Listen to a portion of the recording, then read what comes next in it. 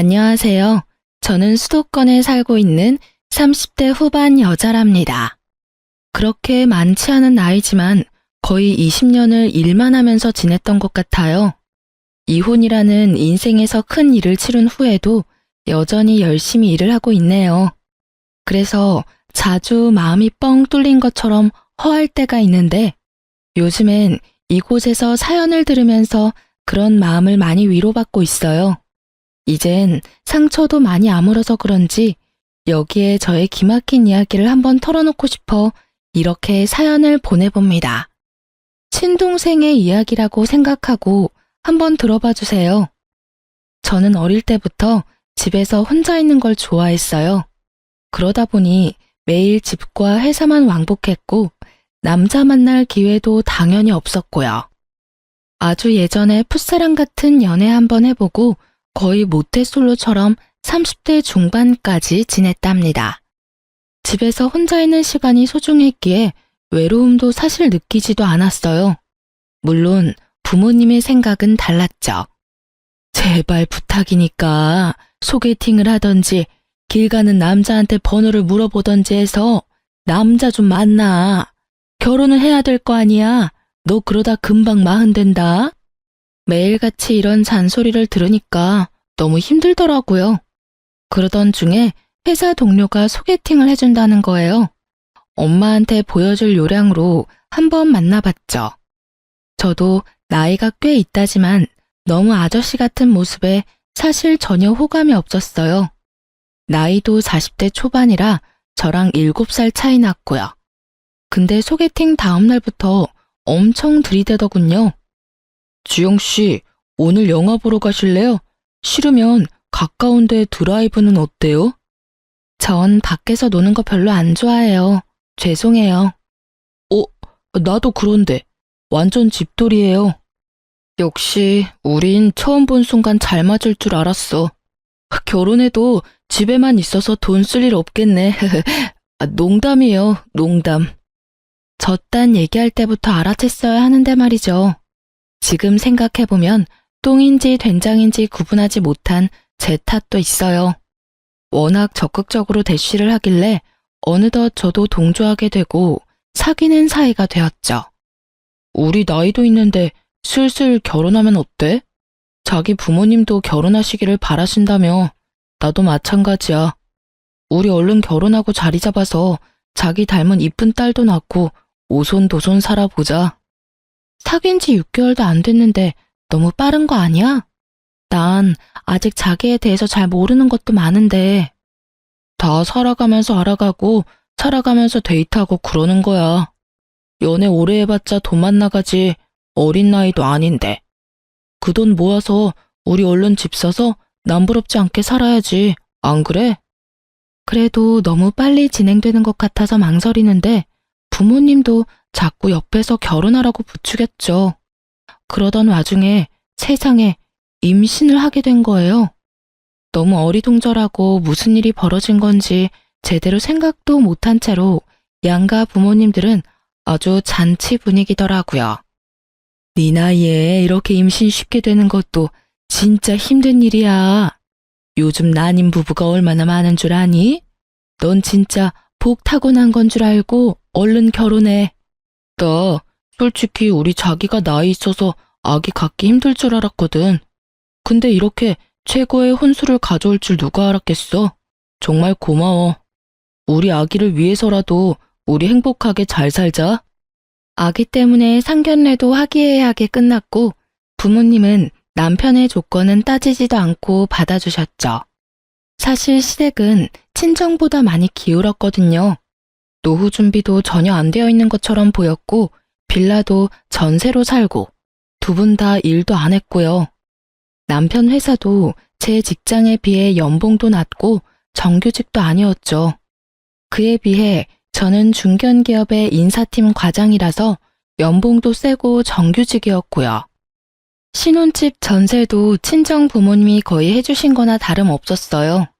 어쨌든 아기가 생겼으니 그렇게 일사천리로 결혼을 했고요. 임신 초기에 입덧이 너무 심해서 결국 휴직을 했죠.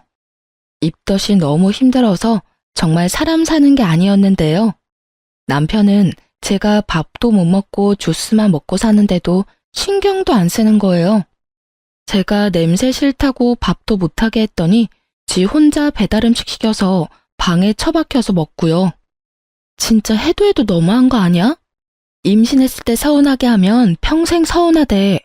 내가 입덧 때문에 아무것도 못하고 씻지도 못하고 누워있는데 어쩜 신경을 안 써? 그럼 뭐 어떻게 하라고? 같이 입덧이라도 해달라고? 너 못 먹는다고 나도 안 먹어? 난 먹어야 될 거 아니야. 내가 그렇다고 너한테 밥을 차려달래 뭐 해달래? 다른 마누라들은 코를 틀어막고서라도 남편 밥 차려준다더라. 말만 하면 아주 청산유수지? 내가 오렌지 주스밖에 못 먹는데 주스 한 병 사온 적이나 있어? 뭐 먹는지 관심도 없잖아.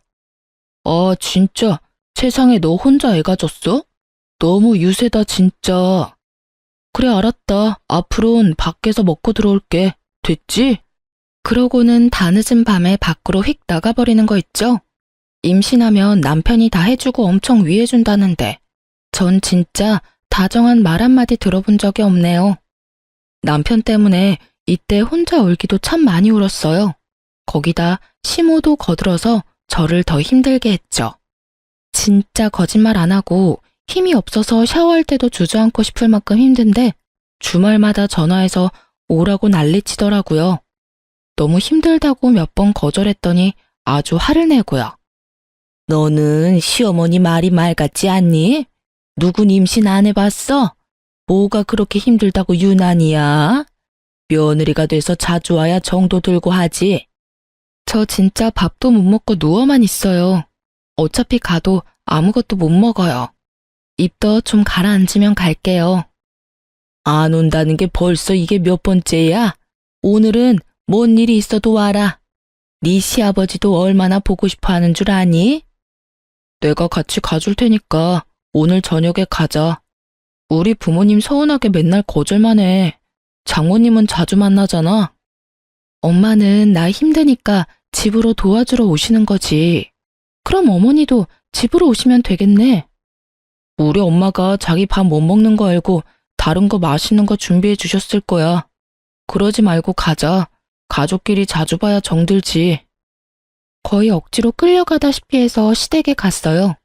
진짜 그 순간이 잊혀지지가 않는 게요. 시댁 집에 딱 들어서니까 청국장 냄새가 확 끼쳤어요.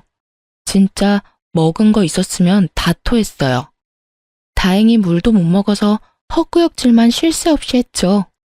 냄새 안 나는 청국장인데 뭘 그렇게 유난이니? 네 시아버지가 오늘 죽어도 청국장 드신다고 해서 어쩔 수 없이 끓였다. 집에 오기 싫어서 거짓말하는 줄 알았더만 진짜 심하긴 심한가 보네. 아유, 그러다 진짜 토하겠네. 예, 안 되겠다. 너 저 작은 방에 좀 들어가 있어. 손으로 입을 틀어막고 방문을 닫고 엎드려서 구역질이 잦아들기만을 기다렸어요.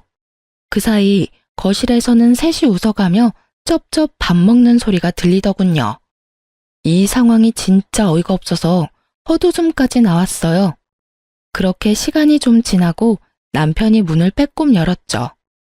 우리 밥 다 먹고 상 치웠어. 이제 나와도 돼.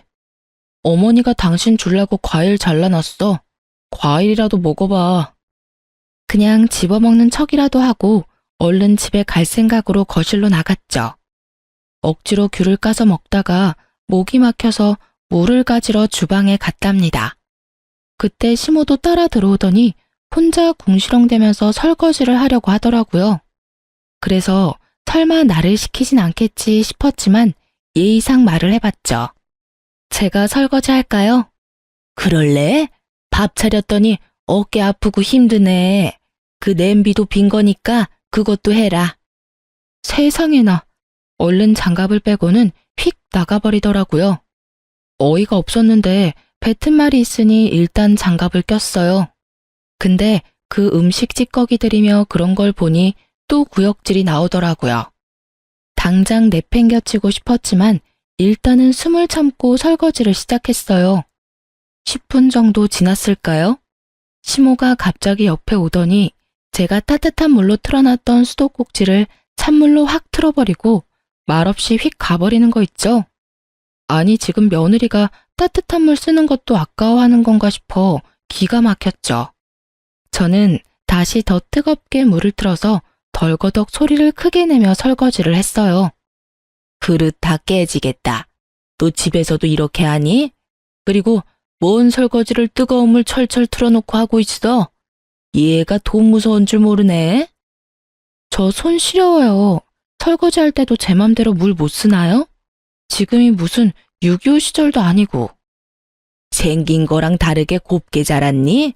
나는 사글세 살던 신혼 시절부터 지금까지 항상 찬물로 설거지하고 손빨래하고 다 한다. 요즘 애들은 암튼 낭비가 너무 심해. 그냥 찬물로 후딱 하고 말아. 그러더니 또 찬물로 확 틀어버리는 거 있죠? 몸도 힘들어 죽겠는데 너무 열이 뻗쳐서 남아있던 그릇을 확 던져버리고 그대로 시댁을 나와버렸어요. 집에 와서 침대에 누워서 이불 푹 뒤집어 쓰고 바로 누워버렸죠. 30분쯤 지났을까 남편이 발을 쾅쾅대며 방으로 들어오더라고요.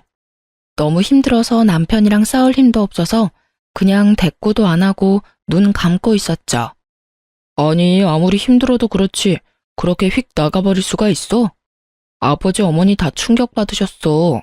어디 며느리가 그렇게 행동하느냐고. 당장 전화해서 사과드려. 어머니가 나한테 한 행동은 사과 안 한대? 못 간다는 사람 기어코 오게 하더니 해준 게 뭔데? 거기다 설거지까지 시키고 찬물로 하라고 눈치나 주고. 먼저 며느리 대접을 해줘야 나도 시부모님 대접을 하지. 난 사과할 때까진 시댁 안 갈 거니까 그렇게 알고 나 너무 힘드니까 제발 건드리지 마. 순하고 참한 모습 보고 결혼했더니만 결혼하면 여자는 다 이렇게 사납게 바뀌냐? 어떻게 이렇게 확 달라져? 정 떨어진다 진짜. 남편이 문을 쾅 닫고 나가버리는 거 있죠?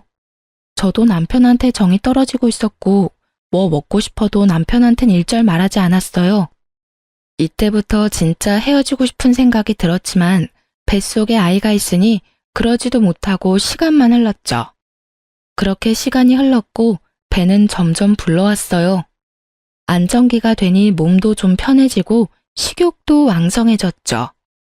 남편놈 대신 제가 먹고 싶다는 건 친정엄마께서 갖다 주셨답니다. 어느 날은 친구한테 받았다면서 비싼 한우 세트를 가져오셨더라고요. 이거 아주 최상급 한우랜다. 저녁에 최서방이랑 구워서 실컷 먹어. 둘이 먹으면 아마 많이 남을 거니까 냉동실 넣어놓고 먹고 싶을 때마다 먹어. 고마워요, 엄마. 맨날 엄마한테 받기만 하네. 결혼하고 난 제대로 해준 것도 없고. 속상해. 네가 이렇게 결혼해서 복덩이를 품고 있는데 이거로 엄마는 충분히 행복해. 넌 우울한 생각 그만하고 아기 무럭무럭 자라는 것만 신경 쓰고 열심히 잘 챙겨 먹어. 그동안 남편하고도 너무 소원해져서 말도 잘 안 했거든요. 이번에 한번 풀어볼 요량으로 남편을 기다렸죠. 한우 세트를 본 남편 눈이 아주 주먹만해지더라고요. 야, 이게 웬 거야? 이거 진짜 비쌀 텐데. 장모님 사랑은 역시 사위네. 잘 먹겠다고 전해드려. 그렇게 감사하면 전화 한번 드려서 직접 말해. 나한텐 시댁에 전화 안 한다고 난리면서 어떻게 우리 부모님한텐 한 번도 전화를 안 해? 사위랑 며느리가 같아? 사위는 100년 손님인 거 몰라? 근데 이거 둘이 먹긴 너무 양이 많겠다. 그치? 괜찮아. 먹을 만큼만 먹고 나중에 덧다 먹으면 되지. 싱싱할 때 먹어야 맛있지. 냉장고 들어가면 못 써. 그러지 말고 이거 우리 집에 가져가서 같이 구워 먹자. 너 그동안 우리 집 가지도 않고 전화도 안 하고 이번 기회에 가서 풀자. 가족끼리 언제까지 이렇게 지낼래? 먹을 거만 생기면 지네 집 가져가려는 게 너무 괘씸했지만 그래도 한 번은 풀어야 된다는 생각으로 시댁으로 가져갔죠. 평생 못 보던 한우 세트를 보더니 눈이 휘둥그레해지더군요. 아이고, 너희 엄마는 이런 거 자주 드시니?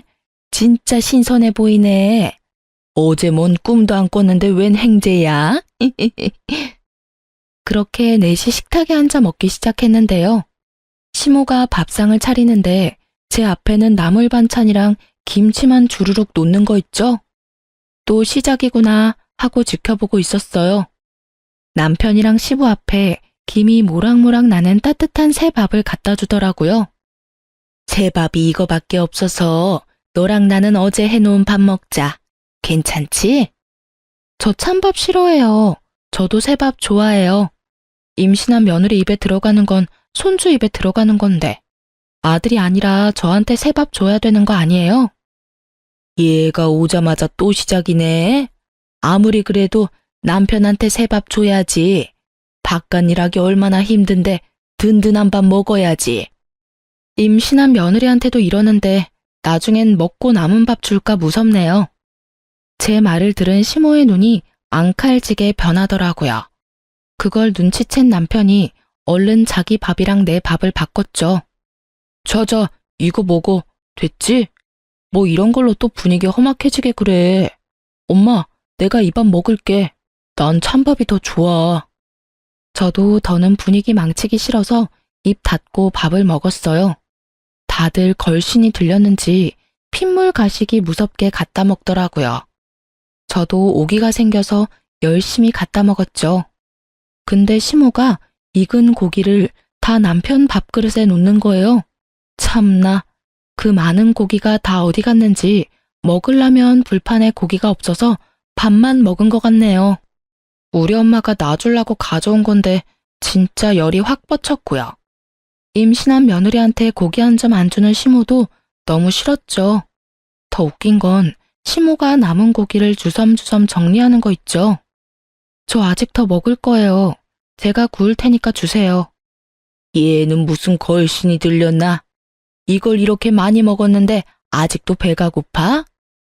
전 몇 점 먹지도 못했어요. 그거 주세요. 다 구워 먹게요. 전에 못 먹는다고 난리더니 이젠 또 정반대로 나를 괴롭히네 진짜. 아 주워. 그만 먹고 이제 냉동실에 넣게. 제가 가져온 걸 왜 냉동실에 넣어요? 주세요. 지금 안 먹을 거면 가져갈 테니까요. 내가 진짜 지금까지 치사해서 말 안 했는데 은근히 바보로 사람 차별하면 살림이 좀 나아져요? 나한테만 찬밥 주고 국도 건더기 없이 주는 거 모르는 줄 알아요? 다른 데선 그렇게 행동하지 마세요. 욕 바가지로 먹어요. 이게 진짜 시모한테 막말을 해? 내가 언제 그랬어 언제? 사람을 무슨 이상하게 몰아가네. 기가 막혀. 저도 더 이상 말도 섞기 싫어서 시모 손에서 포장된 소고기를 확 뺏어서 그대로 나와버렸어요. 잘 지내보려던 건 그냥 저의 희망사항일 뿐인 걸 너무나도 잘 알겠더라고요. 먹는 걸로 차별하는 게 한두 번도 아니었고 나를 가족으로 생각하지 않는다는 것도 느낄 수 있었죠. 임신했다고 뭐 하나 챙겨주는 게 있나? 맨날 받아먹으려고만 하는 시댁의 태도에도 진절머리가 났고요. 아기 때문이라도 이후는 힘들지만 시댁엔 절대 왕래하지 않기로 결심했죠.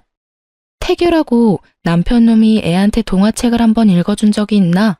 아기한테 말을 한번 걸어준 적이 있나? 진짜 아무것도 안 하더라고요.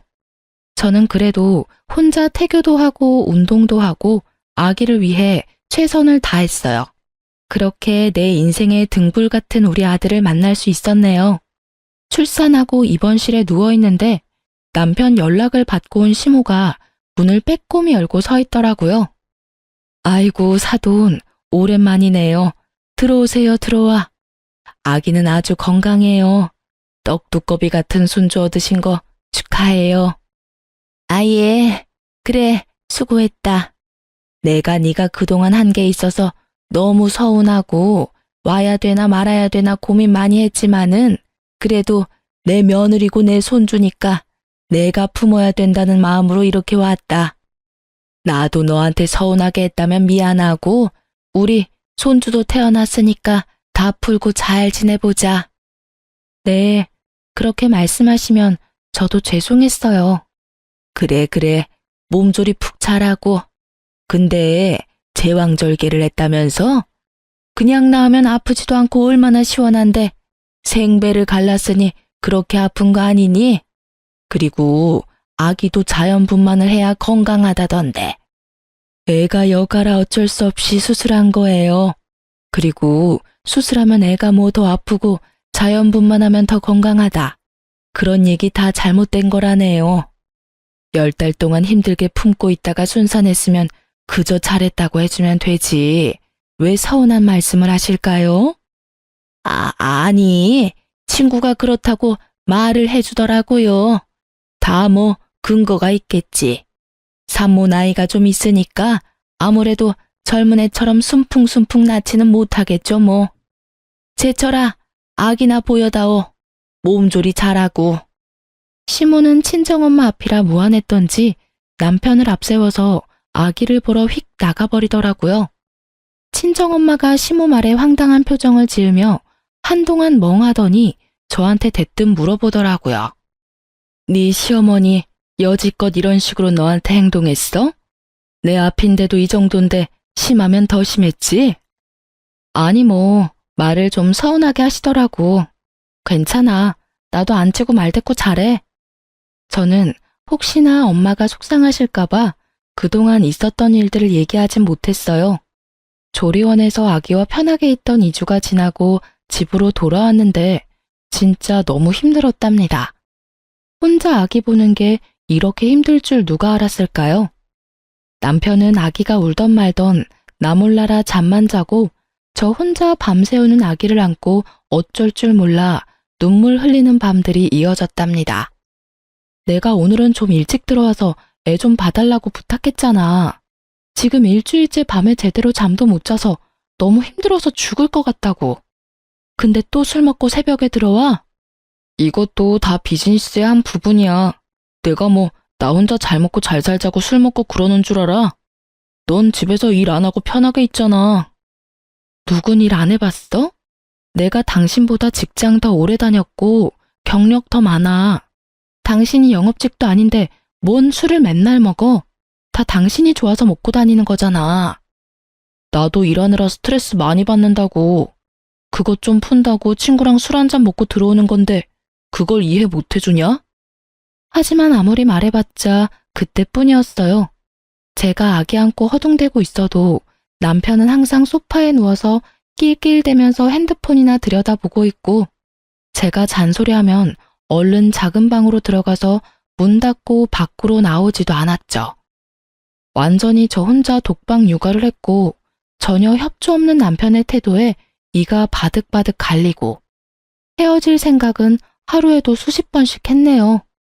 어느 날 남편이 또 핸드폰만 들여다보고 있다가 전화가 오니까 다급하게 베란다로 나가서 전화를 받더라고요.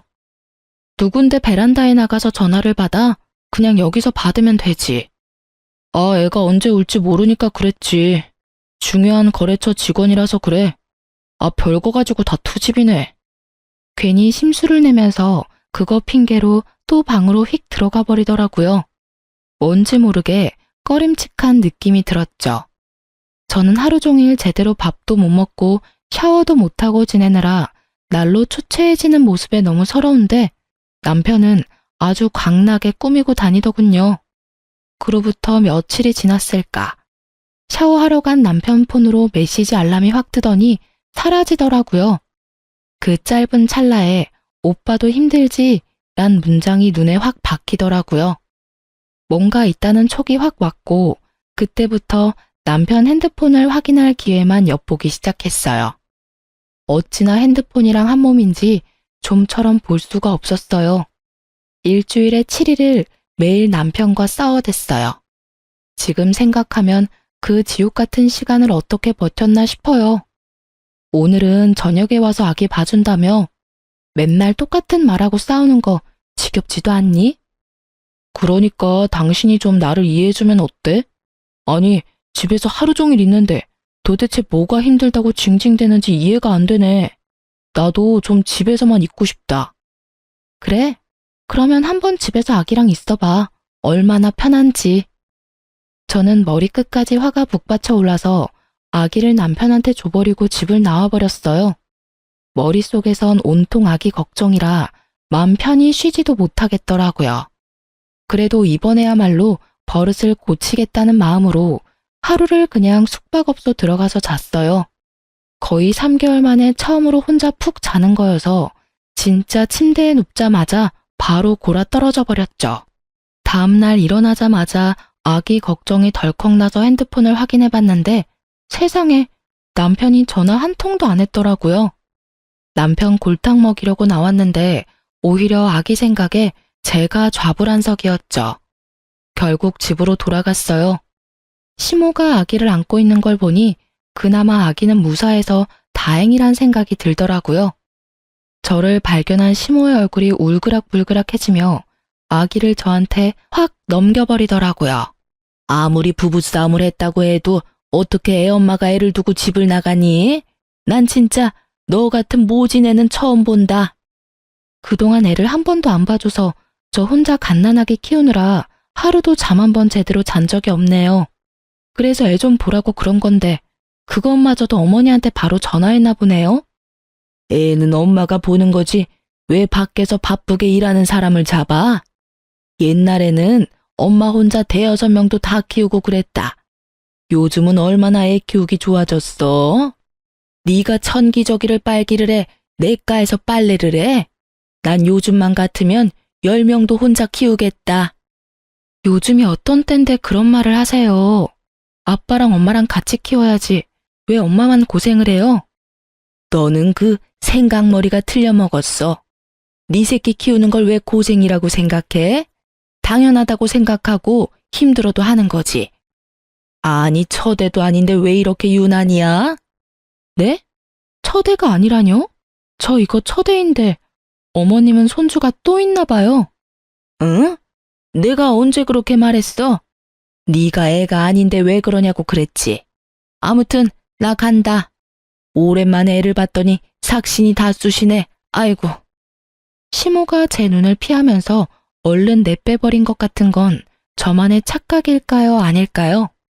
그날 밤 남편이 웬일로 저녁 일찍 들어왔더군요. 여보, 그렇게 나가버려서 내가 얼마나 걱정을 했는 줄 알아?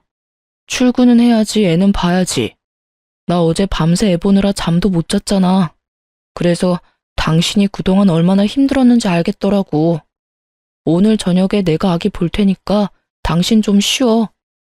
오늘은 해가 서쪽에서 뜨겠네? 애 한번 보더니 철들었나 봐. 알았어. 그럼 나 밥 먹을 동안 아기랑 좀 놀아줘.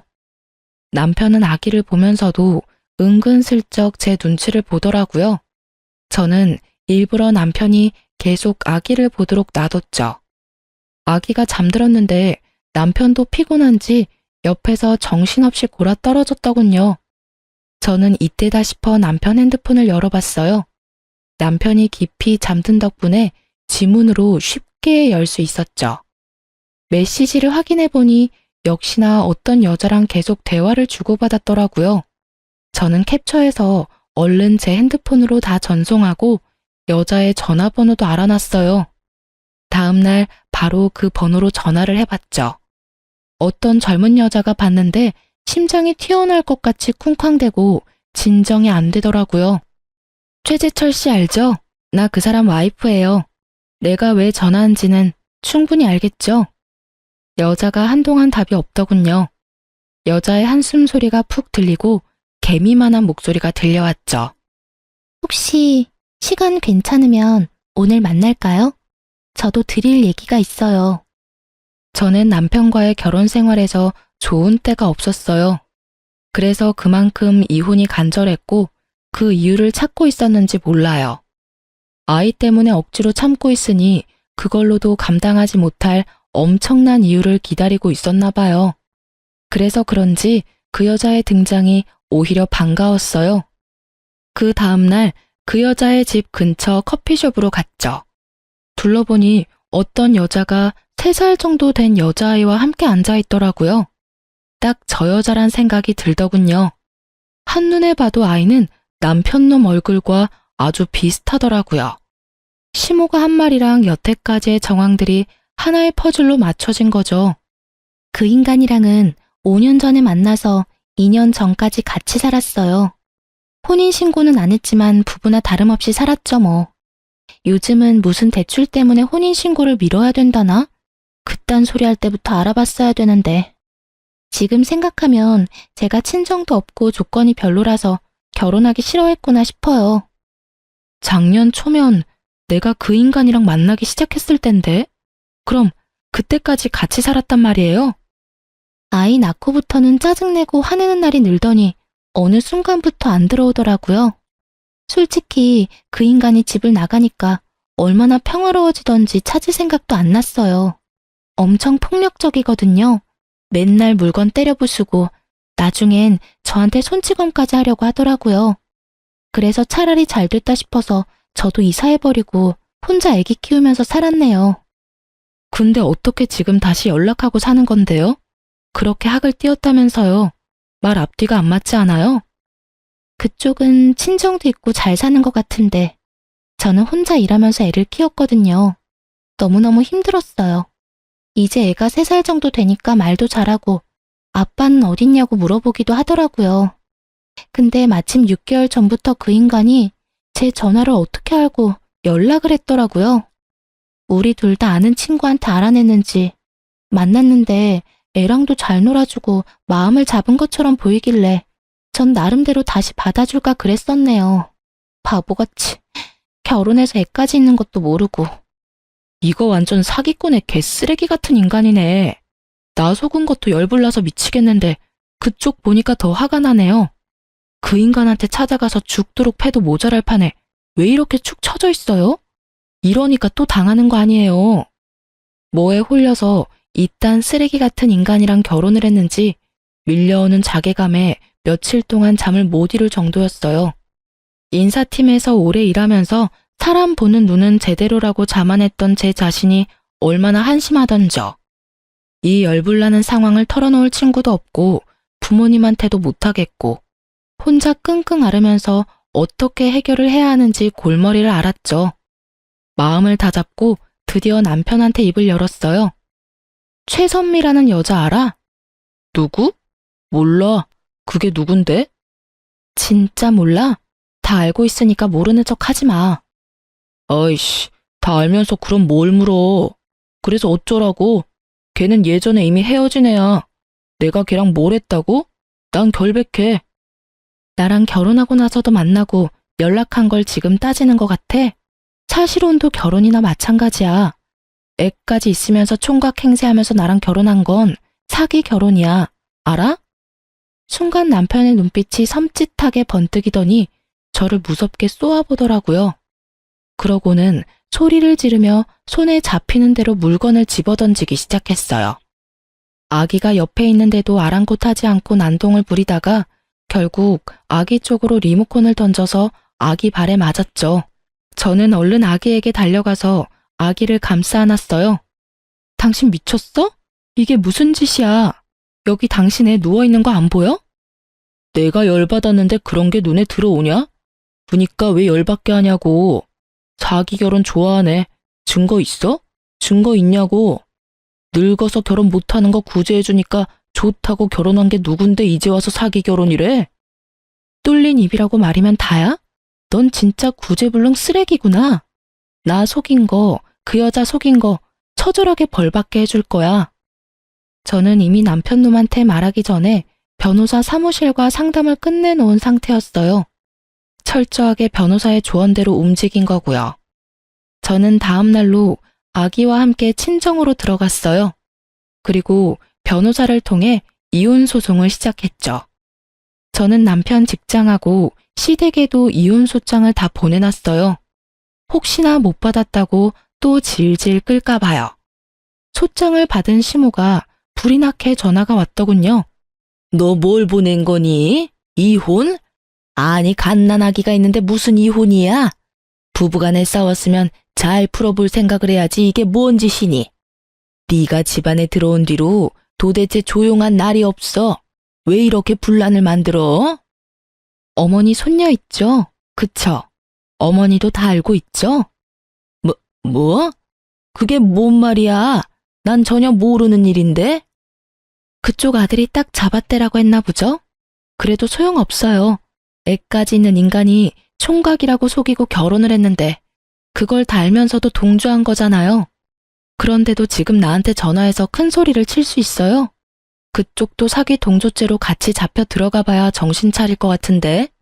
뭐? 사기죄? 아유, 난 몰라. 난 절대 모르는 일이야. 쓸데없는 소리 하려면 끊어라. 시모는 상황이 심각하게 돌아가는 걸 느꼈는지 서둘러 전화를 끊어버리더라고요. 그렇게 소리를 질러대다가 고소한다니까 바로 꼬리 내리는 게 얼마나 한심한지요. 저딴 여자 때문에 그동안 스트레스 받고 울던 나를 생각하니 진짜 제 등짝을 마구 때려버리고 싶었어요. 변호사와 함께 소송에 들어갔고 승소는 당연한 거고 저는 어떻게든 이 인간 감옥에 넣고 싶더라고요. 근데 혼인 무효도 안 되고 감옥 쳐넣는 것도 좀 힘들다고. 그래서 어떻게든 위자료를 많이 받는 걸 목표로 했죠. 전 그 여자한테 연락했어요. 나 지금 이혼 소송 중인데 그쪽도 변호사 상담 받아보는 게 어때요? 이대로 다 넘어갈 거예요? 전 지금 당장 월세 감당하기도 힘든데 어떻게 변호사를 쓰겠어요. 그 인간한테 당한 건 멍청한 제 잘못도 있는 거니까 어쩔 수 없죠 뭐. 그쪽이 그렇게 물으니까 그 인간이 툭하면 찾아가서 찝적대는 거예요. 변호사 비용은 걱정 말고 일단 만나보기나 해요. 그리고 그 인간에 관한 거 뭐라도 있으면 다 챙겨오고요. 제가 결혼 생활 망친 거나 다름없는데 저까지 이렇게 챙겨주시고 정말 어쩔 줄을 모르겠어요. 정말 죄송하고 감사해요. 무슨 소리예요. 그쪽이 아니어도 뒤집어 엎을 판이었는데. 오히려 진실을 알게 돼서 나한테 오히려 도움됐어요. 내가 알려주는 대로 한번 찾아가 봐요. 여자는 그 인간에 관한 사소한 것까지 다 증거 자료를 챙겨왔더라고요. 그래서 무리 없이 혼인빙자 간음죄로 소송을 걸고 그 인간을 심판까지 할 수 있겠더군요. 얼마 후 저뿐만 아니고 그 여자한테도 소장을 받은 남편놈이 심각성을 느꼈는지 애타게 전화를 해대더라고요. 여보, 왜 이렇게 연락이 안 돼? 내가 오늘 수십 통을 걸었어. 여보, 제발 우리 한 번만 만나서 얘기 좀 해. 우리 아들도 너무 보고 싶어서 내가 맨날 눈물이 나. 난 이렇게 당신이랑 못 헤어져. 제발 한 번만 만나줘. 그래, 알았어. 나도 일단 할 얘기는 있으니 집 앞에 공원 있지? 거기 사람도 없고 조용하니 거기서 만나. 뭐 좋은 사이라고 커피 마시며 호호하하 하고 싶지도 않으니까. 응, 알았어, 여보. 꼭 나와줘야 돼. 내가 일찍 가서 기다리고 있을게. 공원 가보니 덥수룩한 수염에 초췌한 얼굴의 남편이 저를 보며 어색한 미소를 짓고 있더군요. 지 나름대로는 힘들다는 걸 어필하려고 그런 차림으로 온 것 같은데 그 꼴을 보니 차라리 모르는 사람이라고 하고 싶었어요. 무슨 늙은 할아버지 같고 내가 저런 못난 인간이랑 이불을 덮고 살았구나 싶어 현타가 오더군요. 남편은 저를 보자마자 제 앞에 무릎을 꿇더라고요. 여보, 내가 진짜 죽을 죄를 지었어. 그 여자 일은 내가 설명할 수 있어. 전 회사 다닐 때 잠깐 만난 경리애인데 나를 얼마나 귀찮게 따라다녔는지 몰라. 하도 따라다녀서 어쩔 수 없이 좀 만났는데 덜컥 임신을 해버린 거야. 난 진짜 발 뒤꿈치에 때만큼도 걔 사랑하지 않아. 내가 진짜 사랑을 느낀 건 오직 당신이라고. 그렇게 말하면 내가 오, 그랬구나. 그러고 감동할 줄 알았어?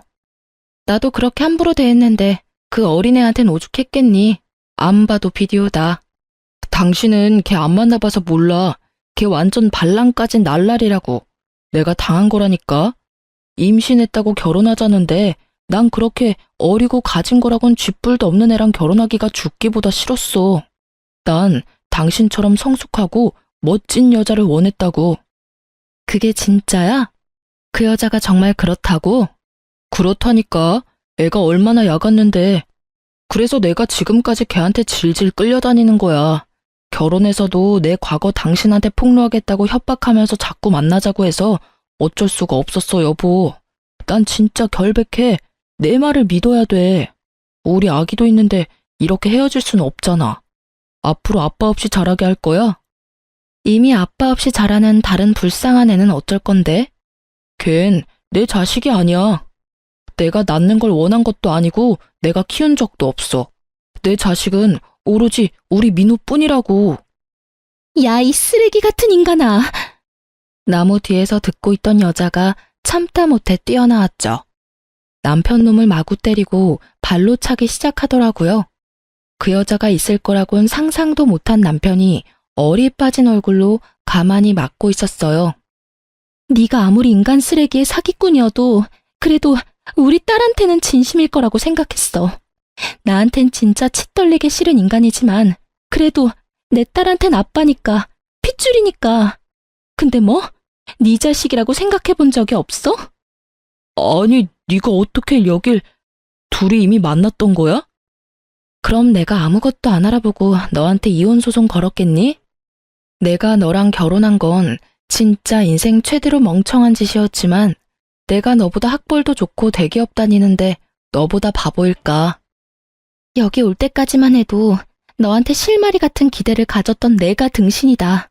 어떻게든 너 벌받게 할 거야. 지금까지 동영상으로 잘 찍어놨죠? 고마워. 이 동영상 덕분에 혼인 빙자죄는 확실해졌네. 이제 네 인생 나락갈 준비하고 있어. 저는 남편 놈을 비웃어주고는 여자와 함께 공원을 빠져나왔어요. 남편이 뒤에서 악을 쓰며 별의별 욕을 다 쏟아내더군요. 여자가 흠칫 놀라며 무서워하길래 등을 다독여주며 얼른 나와 제 차를 몰고 지긋지긋한 그놈과 멀어졌죠. 거의 5개월 동안 지긋지긋한 소송이 이어졌어요.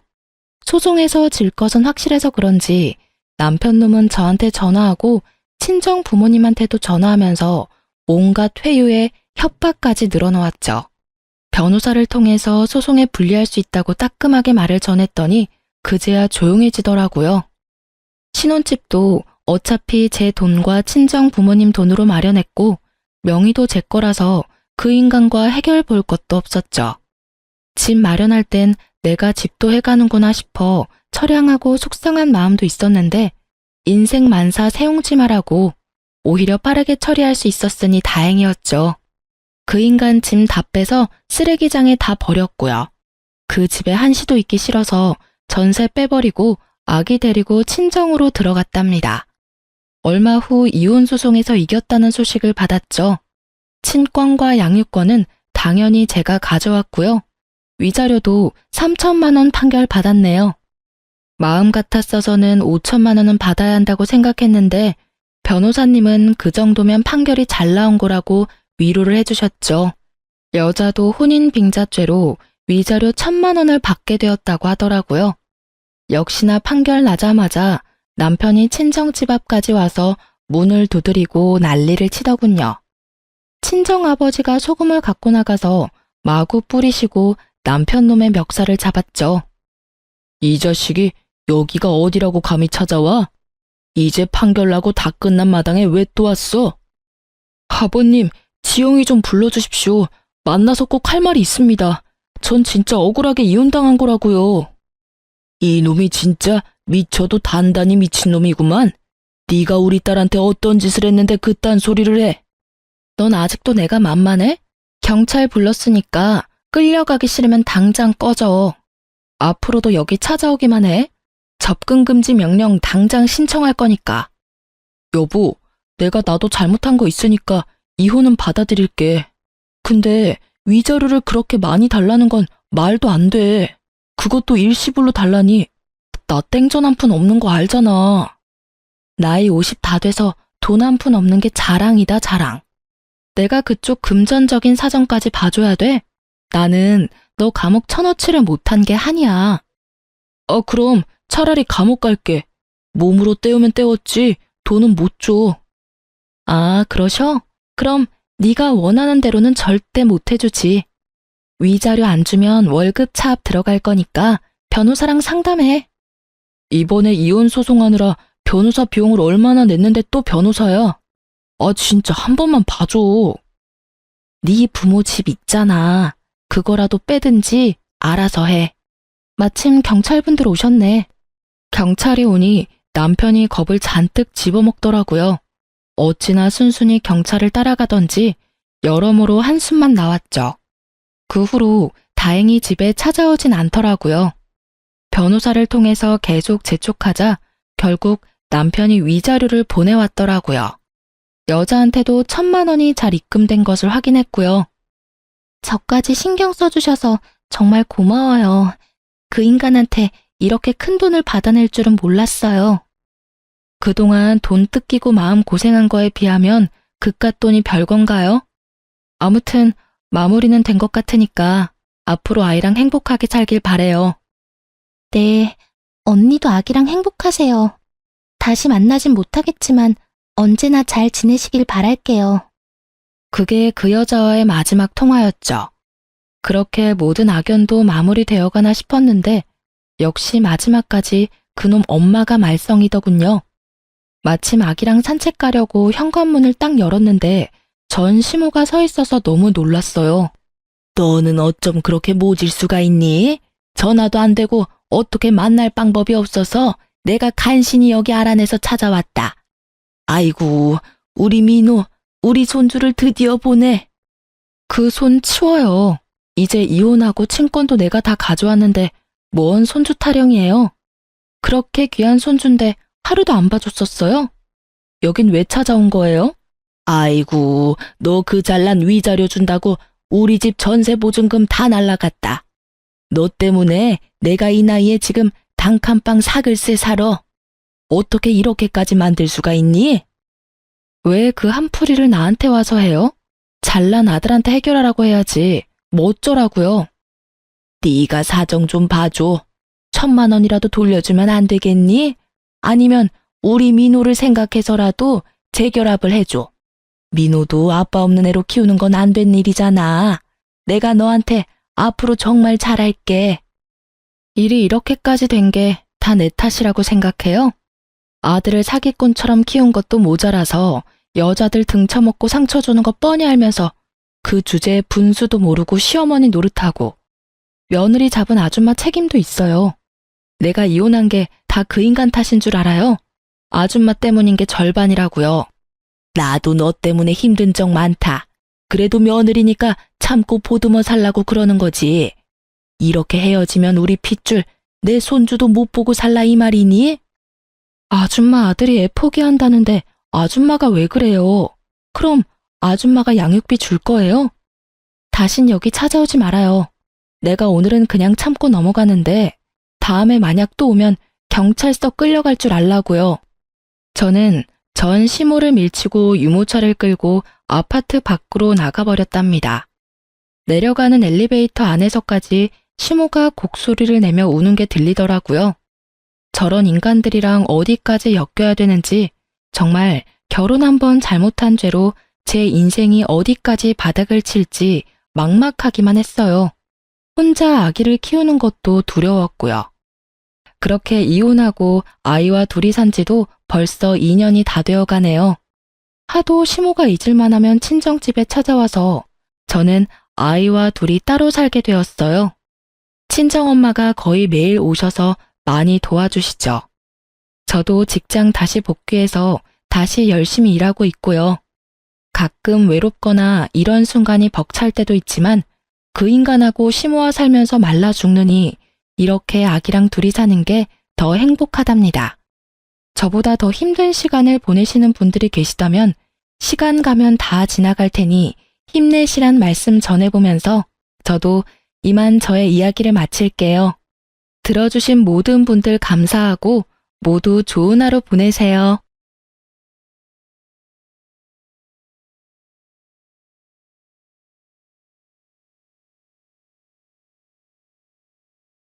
안녕하세요.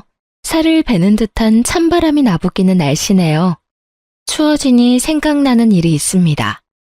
이제는 따뜻하고 포근한 날만 간직하고 싶어 차갑디 차갑던 살얼음 같은 기억을 이 기회를 통해 털어내보려 해요. 저는 40대 초반의 주부입니다.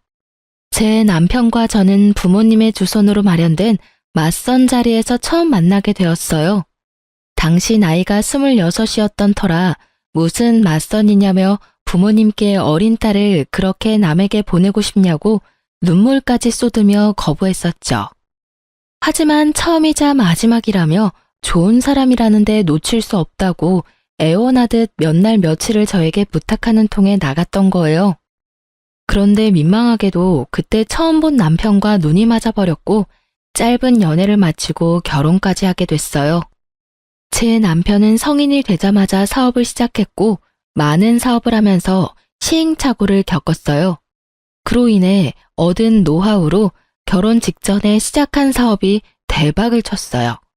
꼭 결혼 전에 일을 벌려야겠냐는 만류에도 흔들리지 않더니 그 고집으로 성공의 쾌거를 맞이하게 된 거죠. 그 덕에 신혼 때부터 알뜰살뜰 살아본 적이 없어요. 사고 싶은 건 사고 먹고 싶은 건 먹으면서 남부럽지 않은 넉넉한 살림을 꾸리며 지냈거든요. 거기다 남편은 자신의 이상형이 현모양처라며 저더러 바깥일할 생각 말고 안사람으로서 내조만 잘해주면 좋겠다고 하기에 결혼한 후로는 일까지 그만두고 아내의 역할에만 전념하며 가족을 챙겼어요. 평범함의 표준인 친정과 달리 시댁은 경제적으로 여유가 있어 금전적으로 시댁을 신경 쓸 일도 전혀 없었어요. 오죽하면 필요한 게 없으니 생일 선물도 짐이라며 하지 말라고 하실 정도였다니까요. 되려 시부모님이나 남편이나 자기들 말고 친정의 용돈이라도 더 챙겨드리고 좋은 게 있으면 항상 친정 먼저 챙기라고 하셨어요. 어머님, 제가 얼마 전에 백화점 갔다가 너무 예뻐서 어머님께 딱 어울릴 것 같아 하나 사봤어요. 지나칠래도 눈에 밟혀서 그냥 올 수가 있어야죠. 아유, 뭘 이런 걸 사와. 그 돈이면 네가 필요한 거나 하나 더 사지. 참, 나 줄 게 아니라 사돈댁한테 잘 어울리겠네. 사돈댁한테 선물해줘. 하지만 이건 어머님 생각하면서 산 건데 어떻게 저희 엄마한테 드려요. 이번만 받아주세요. 네? 내가 우리 며느리 성의 봐서 이번만 받는 거야. 알겠어? 다음부터는 굳이 챙길 필요 없어. 정 챙겨주고 싶으면 아들이랑 시간 내서 밥이나 함께 하고 말자. 그래도 오고 가는 정은 함께 식사하는 자리에서 시작하니 말이야. 그럴게요. 이야기 나온 김에 그럼 약속 잡을까요? 남편이 일 때문에 바쁘니까 미리 시간을 잡아야 맞추기 수월하다고 하더라고요. 제가 근사한 곳으로 예약할게요. 분위기 있게 오붓하게 식사해요. 그래, 좋다. 사돈댁이랑도 날 잡아서 외식도 좀 하고. 우리랑만 자리 마련해서 함께 시간 보내면 얼마나 서운하시겠어. 귀한 딸 빼앗겼다는 원망 나는 듣기 싫다. 이런 시댁을 만난다는 건 정말 행운 아닌가요? 며느리와 사돈댁에 이렇게 신경을 써주는 집안이 몇이나 되겠나 싶었어요. 그러니 당연히 저도 친정 부모님도 시집을 잘 왔구나 하는 생각이 많이 들었죠. 이 덕에 저는 가족 중 그 누구의 눈치도 볼 필요 없이 원하는 만큼 얼마든지 친정을 챙겨왔어요.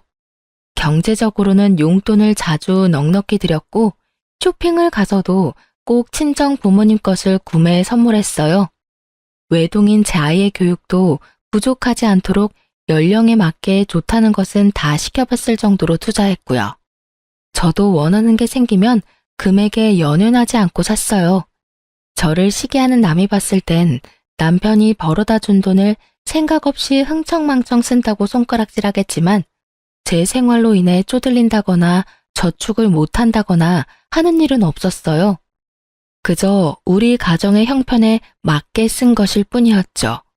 세상에 돈이 전부는 아니지만 살면서 풍요로움을 누리게 해주는 것 중 하나는 돈이잖아요.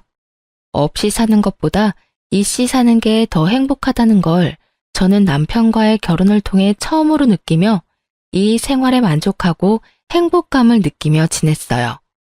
하지만 인생이라는 게 모든 면에서 완벽할 수는 없더라고요. 저희 부부에게는 신혼기간 이후 마음에 쓰이는 부분이 있었어요.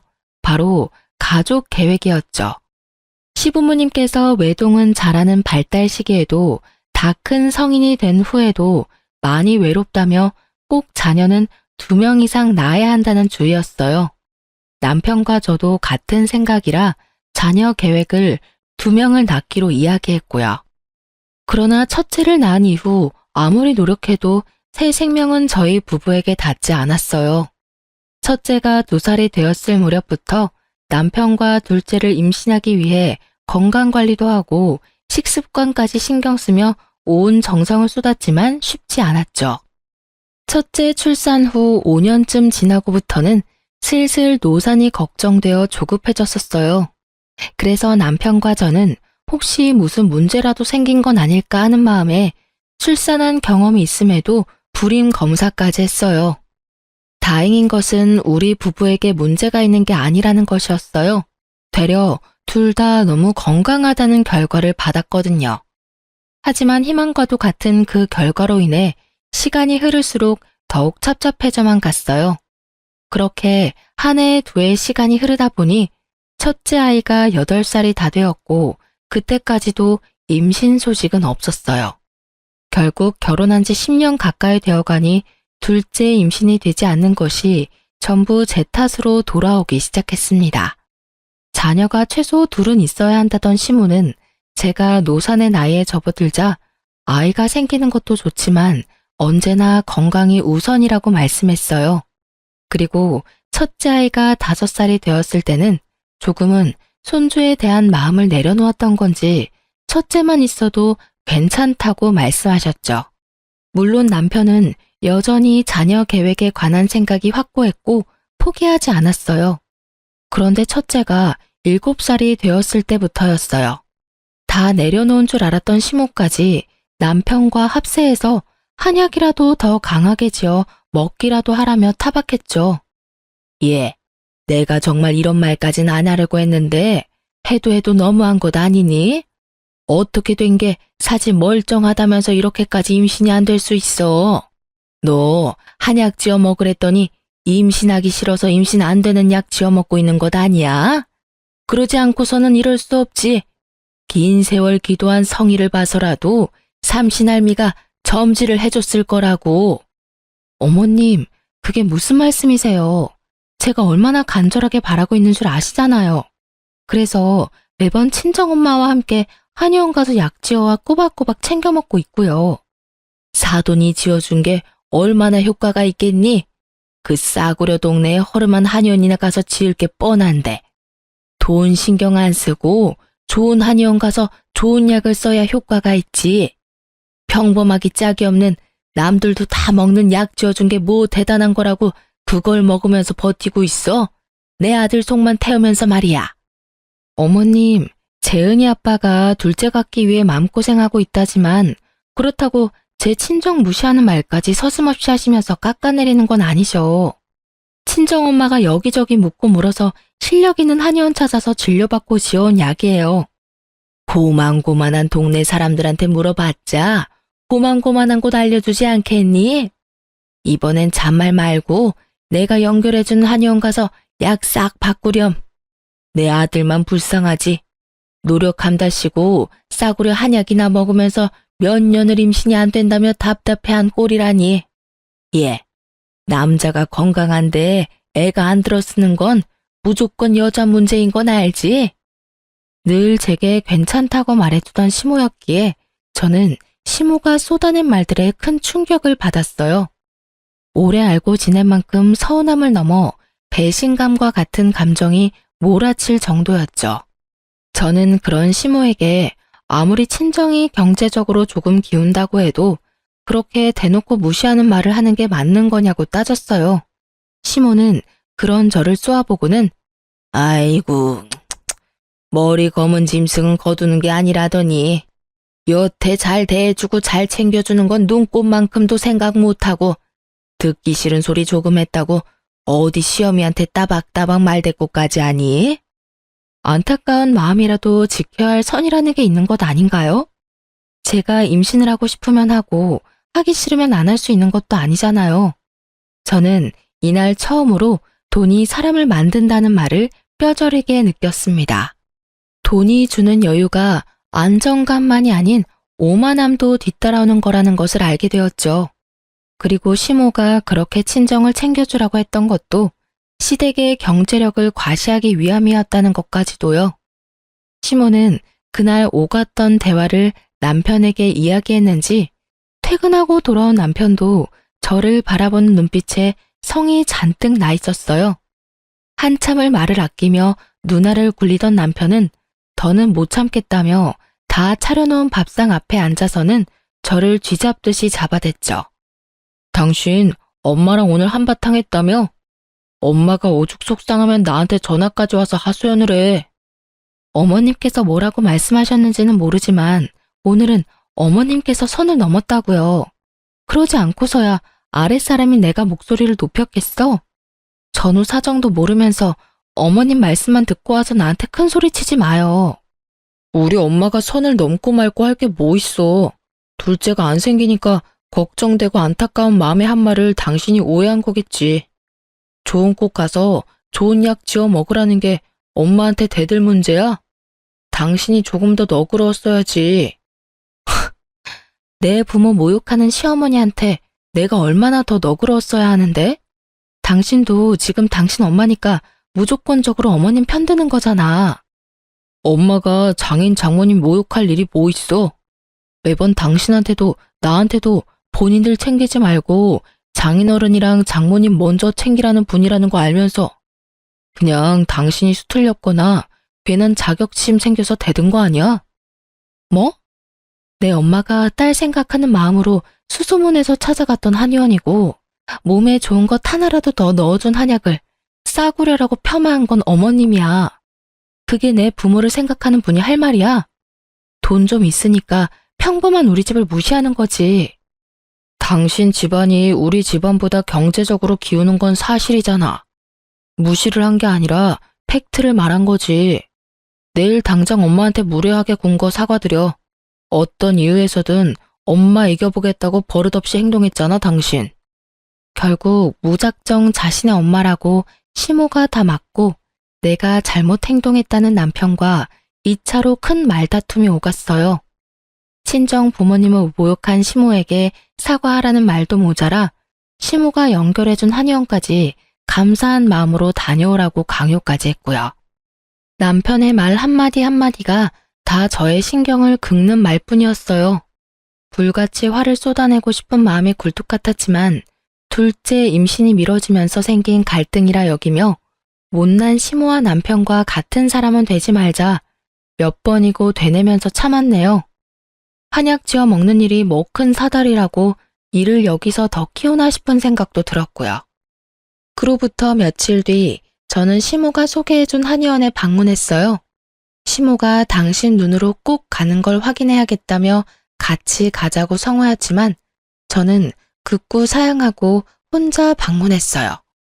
그냥 단순히 약만 지어오면 될 일이었지만 저도 저대로 생각해둔 게 있어 시모가 오면 조금 곤란했거든요. 뭐 때문이냐고요? 시모가 연결해준 한의원에 방문 예약을 한 날 저는 친정엄마와 함께 다녀왔던 한의원에 연락해서 지어온 한약 성분을 적어두었어요.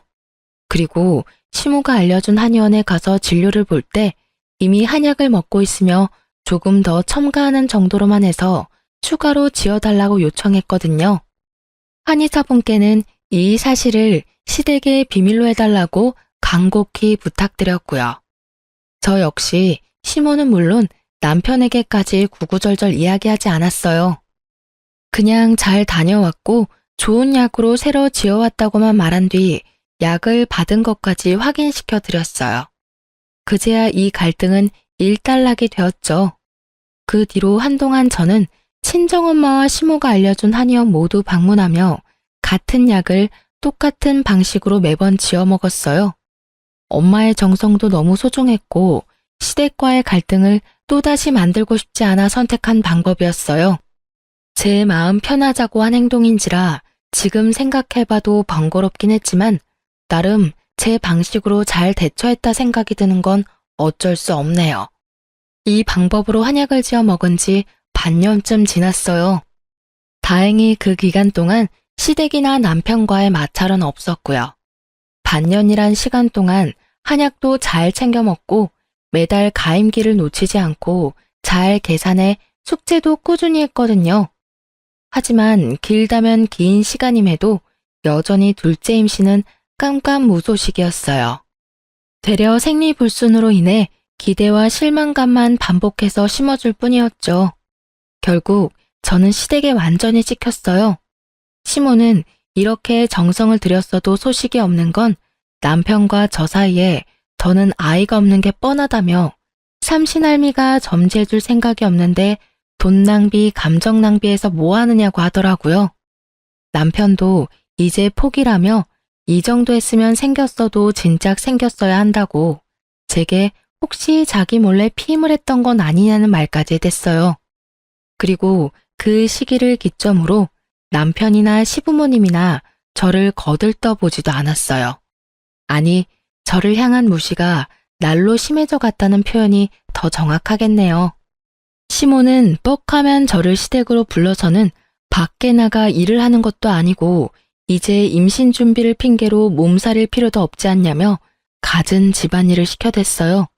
심지어는 날이 추워지니 기력이 쇠해지는 것 같다며 저더러 3일 동안 푹 고아서 곰탕을 만들어 오라는 둥.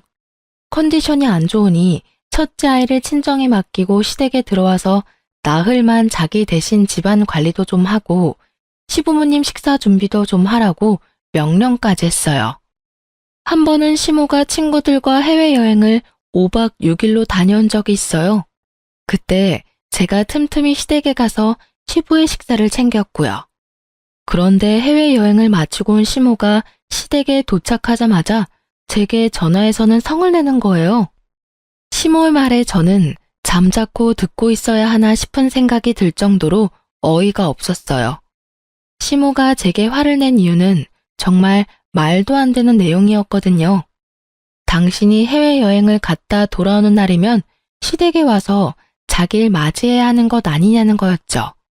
자기가 멀리 다녀왔으니 힘들 걸 생각해 자신의 짐을 정리해줘야 한다면서요. 결국 저는 참지 못하고 시모에게 한 소리 해버리고 말았어요. 예, 넌 눈치가 없는 거니? 아니면 내 성질을 돋우고 싶은 거니? 시험이 내가 멀리 해외까지 다녀왔으면 도착할 시간에 맞춰 시댁에 와 있어야지.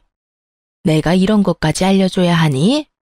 둘째 임신 때문에 금이 아오기 할 땐 몰랐는데 왜 이리 생각이 없는 건지. 어머니, 제가 마중 나간다고 연락드렸을 때는 싫다고 하셨잖아요. 그런데 갑자기 연락 주셔서 왜 화를 내시는 거예요? 네가 공항까지 나오는 게 싫은 거지. 친구들이랑 있는데 임신도 못하는 며느리 뭐가 자랑이라고 부르니? 내가 싫다고 했으면 시댁으로 넘어와 날 기다리고 있어야지. 내가 싫댔다고 와보지도 않아? 이제 어머님 오늘 오시면 힘드실 것 같아 냉장고에 반찬이랑 국 끓여 넣어놨으니 따로 찾아뵙지 않았던 거죠. 괜히 제가 가서 뚝딱거리면 어머니 쉬시는 데만 방해만 되기도 하고요. 얘 봐라. 나 위하는 척 포장하는 것 좀 봐. 네가 반찬이랑 국 끓여 넣어뒀으면서 와서 상 차려줄 생각은 왜 못하니? 그리고 쉬는 거야. 방에 들어가 쉬면 그만인데 그 핑계를 대? 네가 와서 내 짐도 좀 치우고 네 시부모 밥상도 좀 차리고 그럼 좀 좋니? 결혼한 지가 몇 년인데 그런 눈치도 여지가 없어? 어머님, 저희 집이랑 어머님 댁이 걸어가면 닿을 가까운 거리도 아니고요. 제가 왜 어머님 여행 다녀온 짐을 치우러 가야 해요? 저는 지금 어머님 말씀이 이해가 안 되네요. 지금 장난하니? 멀리서 온 시어미 위해서 와서 좀 거들라는 게 뭐가 이해가 안 돼? 하기 싫으니까 말대꾸나 해대고 말이야. 집에서 매일 놀고 먹는 게 입만 살아서는 네 남편이 벌어온 돈으로 호의호식하면서 지내면 시부모인 우리한테 잘해야 할 것 아니야? 어머님, 잘해드리는 것과 종처럼 부리는 건 다른 것 아닌가요? 여행 기간 동안 버스로 1시간씩 오가며 하루에 2번씩 가서 아버님 식사 챙겨드리고도 제가 그런 말을 들어야 하는 이유가 없는 거죠. 저요, 어머님 며느리지 가정부 아니에요. 기다리시던 둘째 손주 품에 안겨드리지 못한 건 너무 죄송스러운 마음이지만 그걸 이유로 함부로 대하지 말아주세요. 저를 대하는 태도가 확연히 변한 시모에게 그간 쌓인 감정을 쏟아냈어요. 물론 또 시모는 남편에게 연락해 고자질했고 남편은 전처럼 또 시모에게 사과하라며 제 말은 들어보려고 하지도 않았어요. 하지만 이번만큼은 굽히지 않았어요. 되려 남편에게 둘째를 포기한 뒤로 시댁 식구 모두 나를 막대하는 걸 언제까지 참아줘야 하냐며 큰 소리를 내버렸어요. 남편은 저더러 여자가 임신도 못하면 쥐 죽은 듯이 살아야지 뭐 잘났다고 목소리를 높이냐더군요. 그 순간 이런 생각이 들더라고요. 남편 같지도 않은 인간한테 뭐 바라는 게 있다고 이렇게 감정 소비를 하고 있는 걸까? 저는 그날 이후 남편과 심호와는 말을 섞지 않았어요. 물론 남편과 말 한마디 하지 않고 지낸다는 건 어려웠지만 저는 최대한 단답식으로 대답하는 정도로 대꾸해 대화를 이어가지 않았죠. 그렇게 지내기를 한 달 반쯤 지났을까요? 몸이 좀 이상한 것만 같았어요. 아래배 통증에 하열 증상까지 보여 부인과에 가서 검사 받아보게 되었어요. 검사 결과가 나온 날 저는 청천벽력 같은 소식을 듣게 되었습니다. 제가 자궁 내막암에 걸렸다고요. 젊은 사람들은 나이 든 노인들과 비교했을 때 건강면에서 차이가 나 암이 훨씬 빨리 퍼진다는 말을 들었던 적이 있는데 임신을 위해 건강 증진 한약을 먹고 있었던 게 문제였던 걸까요? 암이라는 사실을 알게 되었을 땐 이미 다른 부위까지 전이된 후였어요. 한시가 급한 상황까지 와버린 후라 어떤 방식으로 치료할지에 대한 선택권조차 없었어요. 결국 저는 짧은 시간 안에 자궁 절제술까지 하게 되었어요. 다른 암에 비한다면 어쩌면 수술 후 경과도 좋았고 또 생명에 지장도 없었으니 천운이었다 여겼지만 그럼에도 참 힘든 시간을 견뎌야 했죠. 그렇게 고생 끝에 건강이 좋아졌지만 이럴 거면 차라리 포기하는 게 나았을지도 모르겠다는 생각이 들 정도로 마음이 힘들어졌어요. 수술 후 저는 시댁에서 완전 찬밥 신세가 따로 없었죠. 시댁 식구들은 제게 자궁까지 뗐는데 여자가 맞는 거냐며 남자도 여자도 아닌 몸이 되었다는 모욕에 모멸감을 느껴야 했어요.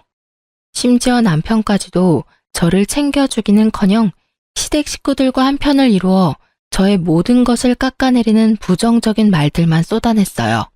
그리고 늘 다 늦은 새벽이 되어서야 집에 들어와서는 정말 잠만 자고 나갔고요.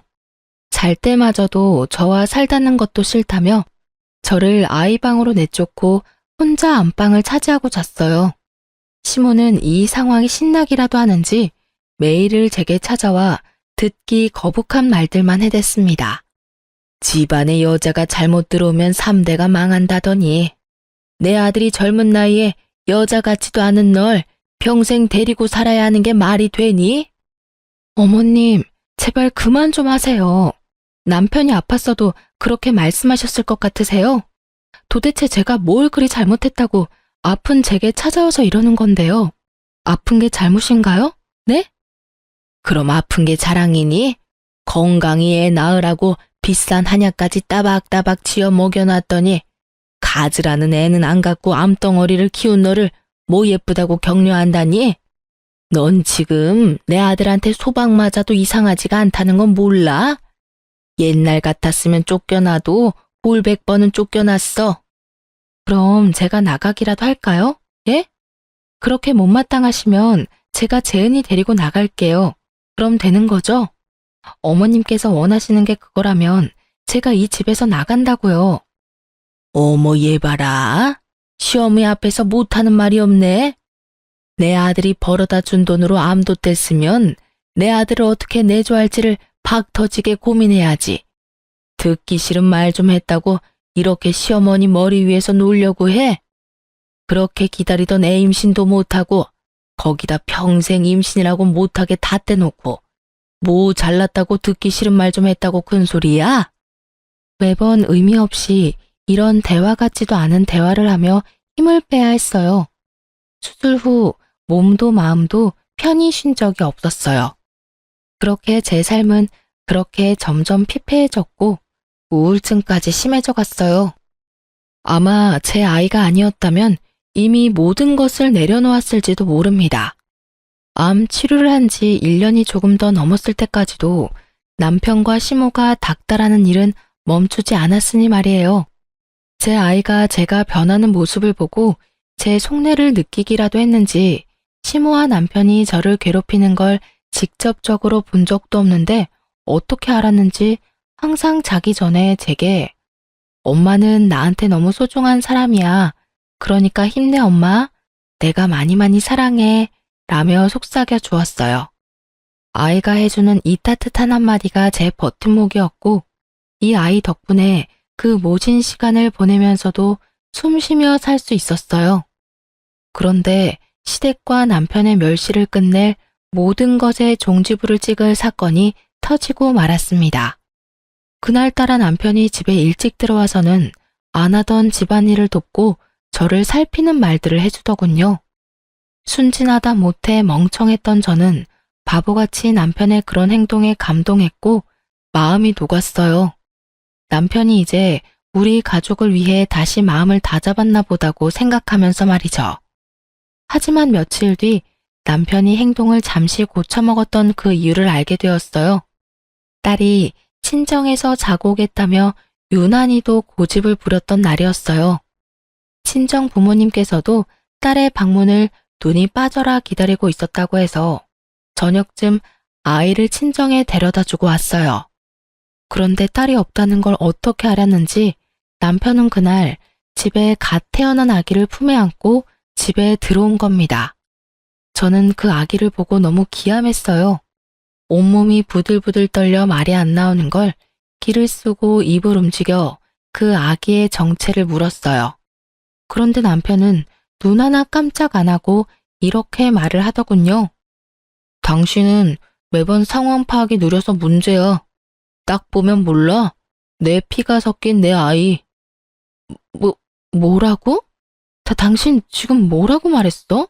다시 말해봐. 뭐라고? 성가시게 왜 두 번 말하게 해. 내 피가 섞인 내 아이라고. 그러니까 내 집에 데려오지. 아니면 왜 데려왔겠어? 당신 지금 그걸 말이라고 하는 거야? 당장 데리고 나가. 당장. 야, 여기 내 집이야. 내 돈으로 사니까 이게 다 네 것 같냐? 어차피 너 이제 여자도 아니잖아. 네가 임신을 못하니 별 수 있냐? 그래서 내가 우리 재은이 동생을 만들어 온 거야. 야, 너 진짜 네가 인간이야? 인간이냐고. 재은이 동생?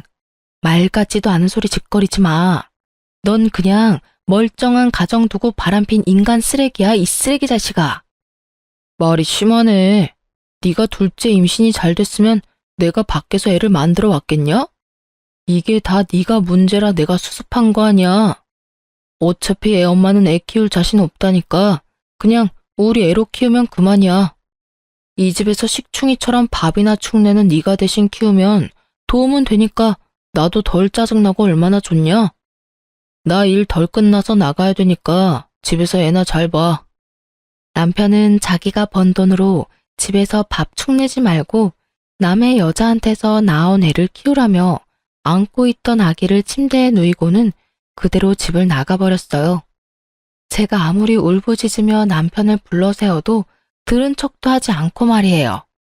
저는 부들거리는 손으로 시모에게 연락해 네 귀한 자식이 바깥에서 바람을 피는 것도 모자라 애까지 만들어 왔다고 당장 애를 데리고 가라고 보성을 지르며 난리를 쳤어요. 시모는 제 말이 채 끝나기도 전에 집으로 오겠다며 전화를 끊더군요. 저는 그런 시모가 아무리 못됐어도 사람은 사람인가 보다 싶었지만 그건 제 착각이었어요. 남편보다 더 시모가 악질이라는 사실을 시모가 우리 집에 오자마자 깨닫게 되었거든요. 시모는 현관을 열어주자마자 포르르 안방 침대로 가서는 아기를 보고는 좋아서 어쩔 줄을 몰라 하더군요. 아기가 잠든 후에야 나와서는 제게 하는 말이 가관도 이런 가관이 없었어요. 전화로 하도 난리를 피워서 오긴 왔다만 도대체 뭐가 문제라고 이 난리니? 네가 네 아들이랑 살면서 그동안 쓴 돈을 좀 생각해봐라. 결혼하고 지금껏 네 친정에 쏟아부은 돈이며 네가 쓴 돈까지 전부 갚으며 산다고 생각하면 되는 것 아니니? 그게 말이 된다고 생각하세요? 바람핀 것도 모자라 남의 여자가 낳은 아이를 제가 도대체 왜 키워야 하는데요? 어머님도 재은 아빠도 진짜 사람도 아니네요. 양심이라는 게 없어요? 지금 그걸 말이라고 짓거리시냐고요. 예, 목소리 낮춰. 우리 둘째 깨면 어쩌려고 이래? 네가 내 아들 돈 쓰며 편하게 지냈으면 너야말로 양심 있으면 입 닫고 조용히 애나 키우며 살렴. 이혼당하고 싶은 거 아니라면 말이야. 제가 왜 제 애도 아닌 아이를 키워요? 제가 머리에 총 맞았어요? 제가 몸이 아픈 거지 머리가 어떻게 된 줄 아시냐고요. 어디 어머님이 바라던 둘째 아이, 어머님이랑 어머님 아들이 알아서 키워보시던가요. 저는 더는 이 집안에 발들이고 있고 싶지 않아 말이 끝나기 무섭게 저와 제 딸아이 짐을 챙기기 시작했어요. 시모는 그런 절 보더니 감히 어딜 나가려고 짐을 싸냐며 제 옷을 잡아 끌고 짐가방을 뒤엎으며 방해해댔죠. 그렇게 몸씨름을 한 지 30분쯤 지났을까요? 아기가 잠에서 깼는지 울음을 터뜨렸고 시모는 불이 나게 아이에게가 어르고 달래며 제게 욕설을 해대며 짐가방을 발로 차댔어요. 저는 더는 안 되겠다 싶어 짐이고 뭐고 그냥 집을 나서려는데 현관이 열렸어요. 그런데 이 개념 상실한 인간이 일이 있다고 나가놓고 애 엄마라는 여자를 끼고 집을 들어온 겁니다. 저는 그 정신 나간 것들을 보자마자 눈이 뒤집혀 노발대발을 하며 남편의 머리채를 잡았어요. 옆에 서 있던 상간녀가 놀란 토끼 눈을 하고는 저를 뜯어말리기 바빴죠. 뒤에서 시모가 한 팔로 제 허리를 잡고 당기는 바람에 남편과 떨어졌고 그 순간 시모가 상간녀에게 건넨 말에 몸에 힘이 쭉 빠졌어요. 시모는 그 상황에서 상간녀에게 사과를 하는 거예요. 전혀 정신이 나간 여자라며 많이 놀랐으면 미안하다고 말이에요. 네, 시모와 상간녀는 첫 만남이 아니었던 거죠. 이미 서로 잘 알고 지낸 듯 이 상황에서도 대화가 물 흐르듯 자연스러웠어요. 따져 물을 필요도 없이 그들의 관계를 알았어요. 그 아이의 친모라는 여자는 저와 맞선을 보기 전에 남편과 맞선을 봤던 여자였고 어렸을 적부터 남편과는 동네에서 함께 자란 여자더라고요. 남편이 결혼 초에 그렇게 많이 이야기했던 동네에서 자기가 좋다며 따라다니던 여자예요.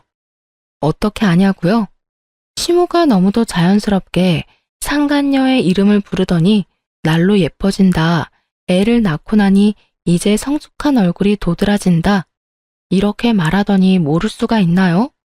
둘째 아이를 임신한 건 셋이서 작당 모의해 만든 결과였던 거예요. 상간녀가 넋이 빠진 제게 한 말을 듣고 바로 알 수 있었죠. 언니, 아니, 뭐라고 불러야 하나? 좀 어렵네. 아무튼 이런 상황 유감이네요. 사실 5년 전부터 오빠랑 진지하게 만나기 시작했는데 이렇게 애까지 생겨버렸어요.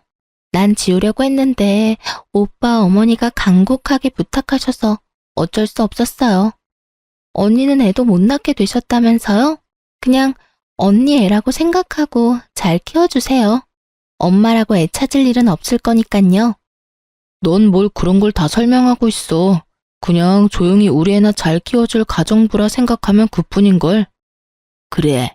저 정신 나간 것이 지금은 저래도 이미 돈 쓰는 맛을 알아서 좀 지나면 입 다물고 애나 돌보면서 살 것 뻔한데. 구구절절 입 아프게 설명할 필요 없다. 그거 말곤 쓰임도 없는데 양심이 있으면 좀 난리치다 말아야지. 상간녀 앞에서 결혼식까지 치른 며느리를 하대하는 걸 듣고 정말 머리에 핀이 하나 빠진 느낌이 탁 들더니 그 뒤로 정말 미치기라도 한 듯 시모와 상간녀 앞에서 남편의 얼굴을 마구 내리쳤어요. 저를 붙잡고 뭐 하는 거냐며 다시 뜯어말리기 시작한 시모의 머리채까지 잡았어요. 육탄전도 이런 육탄전이 없었죠. 시모와의 육탄전은 남편과 상간녀가 뜯어말려 간신히 떨어졌고 저는 산발머리를 한 채로 안방으로 가 남편의 짐을 대충 가방에 우겨놓고는 복도에 집어던져버렸어요. 그리고 이 집에서 당장 나가지 않으면 경찰을 부르겠다며 고성을 쳤죠. 그러니 남편이 기가 찬다는 표정을 하고는 자기 집이라며 나갈 거면 저더러 나가라고 남편도 소리를 치며 억지를 부리더라고요. 그런데 시끄러운 소리에 옆집 사는 이웃이 나와 자꾸 저희 집을 기웃대기 시작하더니 그제야 눈치가 좀 보였는지 남편은 저를 향해 재수가 없다며 침을 찍 뱉고는 내일 다시 얘기하자며 아기와 불륜녀, 시모까지 모두 데리고 돌아갔어요. 그날 저는 인생에 처음으로 포효하며 눈물을 쏟아냈습니다. 사실 남편이 생각보다 순순히 집을 나간 이유가 있어요. 옆집 이웃의 눈치도 보였겠지만 우리 집은 결혼할 때 친정 부모님이 기죽지 말라면서 모은 돈을 탈탈 털어해준 집이었어요. 처음 신혼집을 알아볼 때 남편은 돈을 더 보태 더 좋은 집에서 살자고 했었지만 제가 굳고 반대했어요. 남편의 돈을 더 보태면 부모님이 해준 집의 의미가 희미해질 것만 같았거든요. 남편은 이 집이 좁다며 불만을 표현했지만 제게는 더없이 크고 값진 집이라 너무 소중했어요. 그래서 결혼 생활 동안 이사갈 기회가 생겼을 때도 절대 가지 않겠다고 버텼어요. 저는 울며 불며 밤을 꼴딱 샜고 해가 뜨자마자 준비를 하고는 이혼 소장을 접수한 뒤 바로 부동산에 가서 집을 내놓았어요. 그리고 집에 있는 저와 아이의 짐을 챙긴 뒤 친정으로 넘어갔습니다. 친정에서는 이 모든 사실을 알고는 제가 그간 용돈이라며 드린 돈을 차곡차곡 모아둔 통장에서 돈을 인출한 뒤 시댁에 찾아가 시모의 면상에 던져버렸어요. 다시는 제게 연락도 하지 말라면서 말이에요. 그 후 저는 친정에 지내며 이혼 소송과 아이에게만 집중하며 지냈고 결국 이혼 소송에서 승소했습니다. 거기다 전 남편의 재산까지 공평하게 나눠 가지게 됐어요. 전 남편의 부적절한 행동으로 양육권도 무리 없이 가져올 수 있었던 게 그나마 다행이었던 것 같아요. 애 욕심 많은 이전 시모와 전 남편이 첫째 아이를 데리고 가려고 이를 갈았거든요.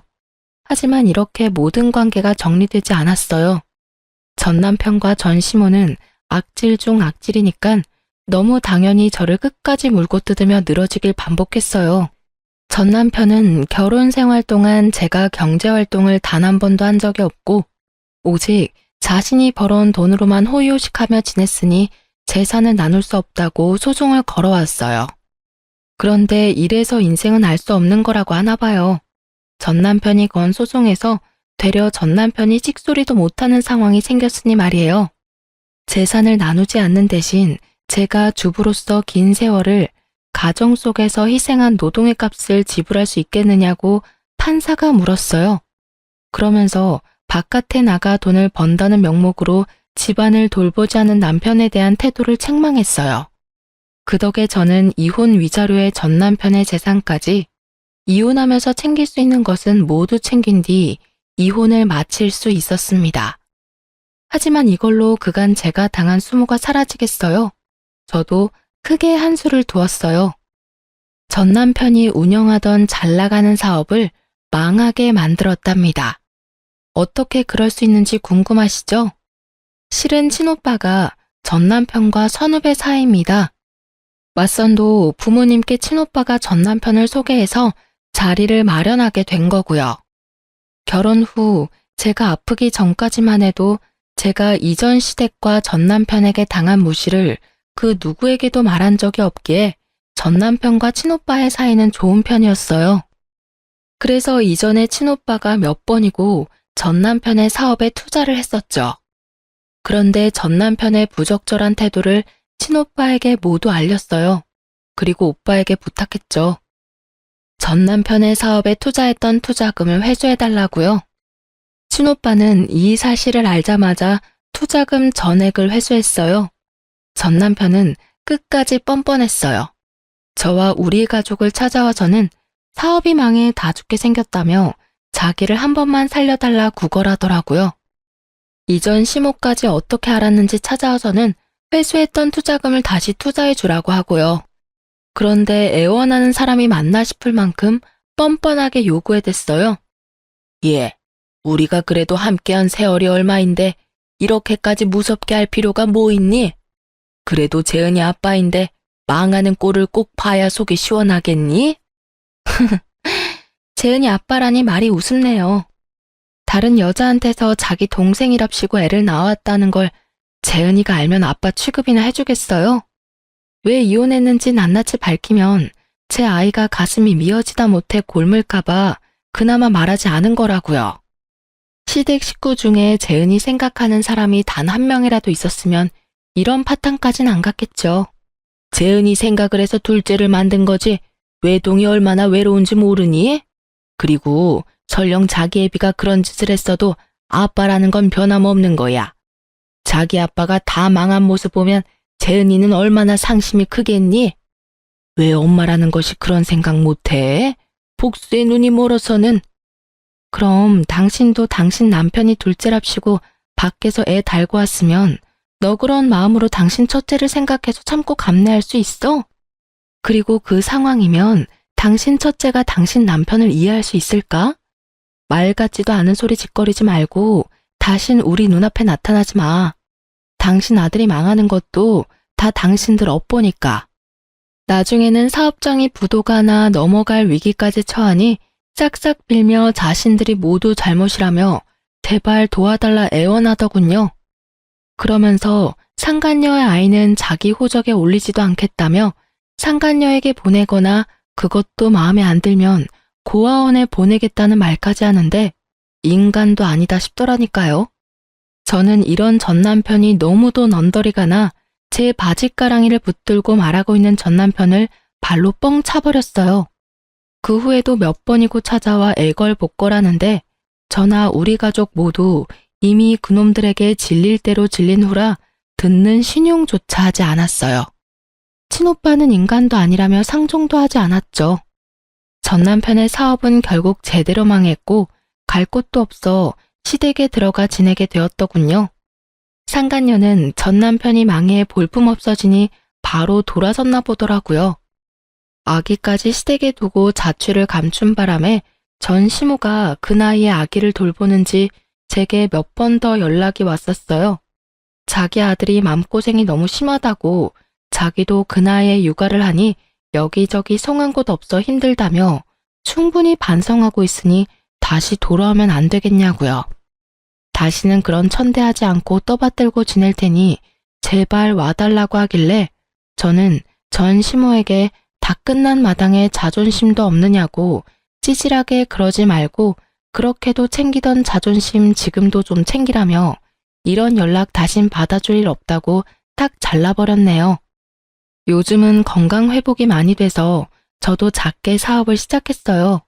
그 누구의 도움도 없이 제 힘만으로 뭔가 해보고 싶다는 생각이 들었거든요. 물론 아직 엄청난 성과가 있는 것은 아니지만 그래도 아이와 저 둘이 먹고 살 만큼은 벌기 시작했어요. 최근에는 어느 정도 자리도 조금씩 잡혀가고 있어요.